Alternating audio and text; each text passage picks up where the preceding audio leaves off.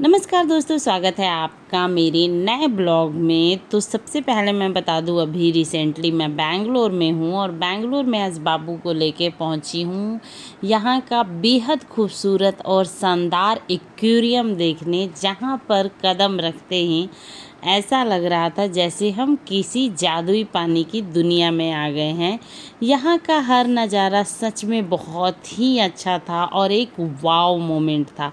सबसे पहले हमने यहाँ पे देखी ढेर सारी रंग बिरंगी और खूबसूरत मछलियाँ। कुछ मछलियाँ तो इतनी अनोखी थी कि उससे नज़रें हटाना भी मुश्किल था। तो चलिए मैं कुछ फ़िश के बारे में आपको बता देती हूँ जो मैंने आप वहाँ पे देखा था। तो फर्स्ट हमने देखा था क्लाउन फ़िश, वही प्यारी सी मछली जिसे हम अक्सर कार्टून और फिल्मों में देखते हैं। दूसरी जो मछली थी वो थी एंजल फ़िश, अपनी खूबसूरती, बनावट और शांत स्वभाव के लिए बहुत ही मशहूर। कुछ मछलियाँ जैसे शार्क, पानी में इसकी शानदार तैराकी देखकर रोमांच और बढ़ गया। और एक मछली थी स्टिंगरे, इसका पानी में धीरे धीरे तैरना बेहद आकर्षक लग रहा था। और थी जेलीफिश, रंग बिरंगी लाइटों के बीच में इसकी चमक किसी जादुई दुनिया जैसी लग रही थी। कहीं हमने देखा समुद्री कछुए, और यहाँ पे देखने के लिए हजारों, 100 से भी ज़्यादा जीवों और मछलियों को प्रजातियाँ यहाँ पे हमें देखने को मिली थी। कुछ फ़िश थी जिसके बारे में मुझे पता था तो मैंने आपके साथ शेयर किया, और बाकी सब के बारे में मुझे नहीं पता था। चलिए मछलियों के बारे में तो बात हो गई, अब थोड़ा सा बात कर लेते हैं यहाँ की टिकट की। तो हमने यहाँ पे 500 की एक टिकट ली थी जो कि पर पर्सन थी। शुरुआत में थोड़ा महंगा ज़रूर लगा, लेकिन जैसे ही हमने अंदर अनुभव देखा तो लगा कि वर्थ इट है। इतनी खूबसूरती, मछलियाँ, शानदार under water tunnel, mermaid show और रंगीन रोशनियों के बीच में बिताया हुआ समय हमेशा याद रहेगा। टिकट आमतौर पे 499 से ही शुरू है।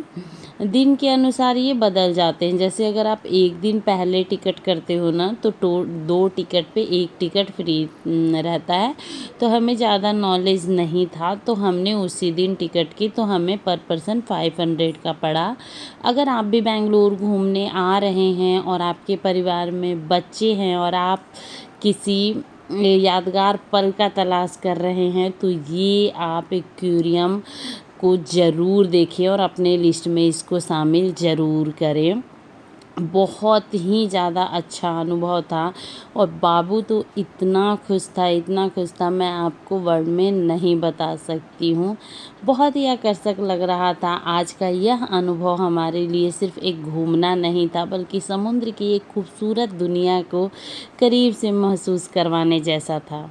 हमारे छोटे बाबू को तो यहाँ पे सबसे ज़्यादा खुशी हो रही थी। कभी मछलियों को देखकर मुस्कुरा रहे थे तो कभी हाथ हिलाकर उन्हें बुलाने की कोशिश कर रहे थे, और कभी रंग बिरंगी लाइटों को देखकर खुशी से उछल जा रहा था। उसे इतना खुश देखकर हमारा भी दिल बहुत ज़्यादा खुश हो रहा था। और मछलियों की तो बात ही अलग थी। जब वो चल रही थी, मन कर रहा था उन्हें एकटक निहारते रहूं और उन्हें बस देखते ही रहूं। जैसे जैसे हम आगे बढ़ रहे थे, हमारा सस्पेंस और एक्सपीरियंस जो था और ज़्यादा बेटर होते जा रहा था और बहुत ही ज़्यादा मज़ा आ रहा था। अलग अलग जगहों पे अलग अलग तरीके से इसे बनाया गया था। और सबसे बड़ी चीज़ है, अक्सर हम फिल्मों में देखते हैं कि लड़कियां जो है वो पानी में मछली के जैसे पूँछ हिलाकर तैरती दिखती हैं, लेकिन असल ज़िंदगी में इन्हें देखना बेहद ही खूबसूरत था। तो आगे आप मेरी वीडियो में उन्हें देखेंगे। जैसे ही हम बढ़े, एक और हॉल जैसा बना हुआ था जिसमें अलग अलग कलर की लाइटों से जगमगा रहा था। कभी नीली रोशनी, कभी गुलाबी, कभी हरी, कभी बैंगनी, पानी में तैरती मछलियाँ और उनके ऊपर बदलती हुई ये रंगीन लाइटें ऐसा एहसास करा रही थी जैसे हम समुद्र की गहराइयों में पहुँच गए हैं, और लग रहा था हमारे आँखों पे पट्टी बंधी हुई है और हम स्कूबा ड्राइविंग कर रहे हैं। बहुत ही अच्छा नज़ारा, बहुत ही मनमोहक और एकदम से वाव मोमेंट था। बहुत ही मज़ा आ रहा था, बहुत ही खूबसूरत लग रहा था। तो मैं आप लोगों से पर्सनली आप लोगों को एडवाइस करूँगी कि आप यहाँ पे ज़रूर जाइए और इसको ज़रूर देखिए, और बच्चों के साथ तो बिल्कुल भी इसको अपनी लिस्ट में रखें और बिल्कुल भी इसे मिस ना करें। सस्पेंस लेवल इतना हाई था कि जैसे ही हमने यहाँ के ये वाले जगह से बाहर कदम रखा, तो नज़ारा देख के तो कुछ सेकंड के लिए हम रुक गए। चारों तरफ इतनी खूबसूरत झरना, पानी का लगातार नीचे गिरना, और उस गिरते हुए पानी पर जब रंगीन लाइटें पड़ रही थी, तो ऐसा लग रहा था जैसे पानी भी अलग अलग रंग बदल रहा है, और वहाँ भी अलग अलग कलर की इतनी खूबसूरत खूबसूरत तैरती हुई मछलियाँ दिख रही थी। बच्चे हो या बड़े हो, हर कोई वहीं खड़ा होके उस नज़ारे को कैमरे में कैद कर रहा था। सच कहें तो ऐसा लग रहा था जैसे हम किसी विदेशी जगह पे आ गए हैं। आगे बढ़ते ही हमारी मुलाकात होती है एक समुद्र की अलग ही दुनिया से, जहाँ पर लड़कियां शो कर रही थी और लोग देख रहे थे। हमें इस शो के बारे में नहीं पता था। ये शो हर 2 आवर्स के अंतराल में होता है, तो हम पहले अंदर ही देख रहे थे क्योंकि लिखा हुआ था कि अगर आप बाहर चले गए तो फिर अंदर आपकी एंट्री नहीं है। तो हमें नहीं पता था, तो हमने सोचा ये शो ख़त्म हो जाएगा तो फिर शुरू से हम जाके शो को देखेंगे। लेकिन फिर वो 2 आवर्स के अंतराल पे थी, तो हमारे पास उतना टाइम नहीं था कि हम उस शो को देख पाएँ, तो वो हमारे से मिस हो गया। लेकिन अगर आप जा रहे हो तो उस शो को ज़रूर देखना और एंजॉय करना। कभी कभी कुछ जगह ऐसी होती है जिससे आपकी एक्सपेक्टेशन उतनी नहीं होती है, और वो आपके एक्सपेक्टेशन से ज़्यादा ही अच्छी निकल जाती है, तो अलग ही खुशी होती है।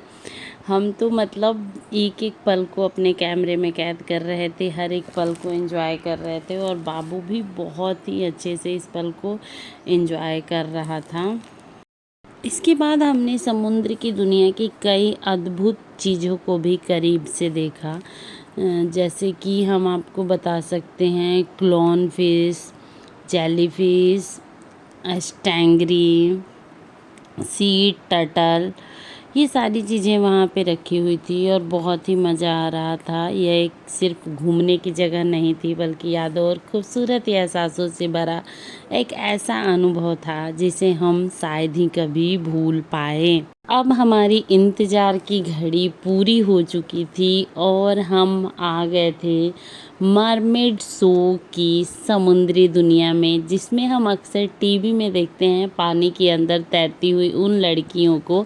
और जैसे कि मैंने अपने ब्लॉग में आपको पीछे भी बताया कि आगे आपको वो देखने को मिलेगा, तो ऐसा लग रहा था जैसे कोई कहानी सच हो गई है। हम उन्हें अक्सर मोबाइल, टीवी, स्क्रीन पे देखते, लेकिन आज सामने देखकर एहसास हुआ कि इनके पीछे कितने मेहनत, अभ्यास छुपा हुआ है। कई मिनटों तक पानी के अंदर रहना, मुस्कुराते हुए लोगों का मनोरंजन करना, बिना थके लगातार तैरना बिल्कुल आसान नहीं है। उनकी मेहनत और लगन को देखकर दिल से उनके लिए सम्मान बढ़ गया। बच्चे के चेहरे पर मुस्कान लाने के लिए वो पानी की उस दुनिया में अपना जादू बिखेर रही थी। सच कहें तो उनका यह प्रदर्शन हमारे लिए इस पूरे सफ़र का सबसे भावुक और यादगार हिस्सा बन गया था।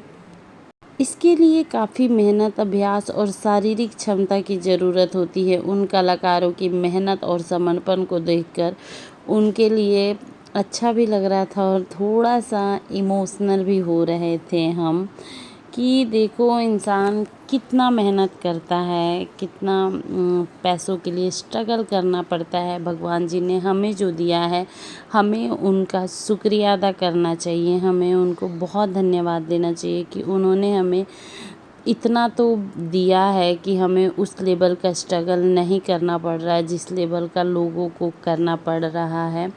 तो हम भगवान को जितना धन्यवाद करें उतना ही कम है।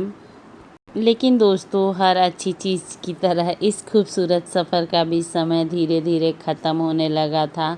सच कहें तो यहाँ घूमते घूमते समय का पता ही नहीं चला। ऐसा लग रहा था जैसे अभी तो आए थे और अभी थोड़ी देर में हम इस जादुई दुनिया में रुकना चाहते थे। कुछ चीज़ें और नज़ारे ऐसी भी होती हैं जिन्हें हम देख नहीं पाए और कुछ शो शायद हम मिस कर गए क्योंकि समय कब निकल गया पता नहीं चला। दिल तो यही कह रहा था कि थोड़ा और रुक जाएं, थोड़ा और इस खूबसूरत दुनिया को महसूस करें, लेकिन वापस लौटने का समय आ गया था। Bye bye.